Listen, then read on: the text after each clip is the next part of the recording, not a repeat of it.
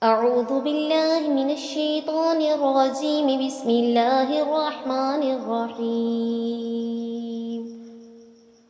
وإذ قالت الملائكة يا مريم إن الله اصطفاك وطهرك واصطفاك على نساء العالمين.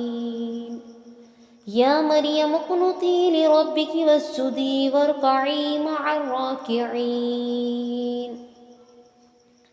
ذلك من أنباء الغيب نوحيه إليك وما كنت لديهم إذ يلقون أقلامهم أيهم يكفل مريم وما كنت لديهم إذ يختصمون. إذ قالت الملائكة يا مريم إن الله يبشرك بكلمة منه اسمه المسيح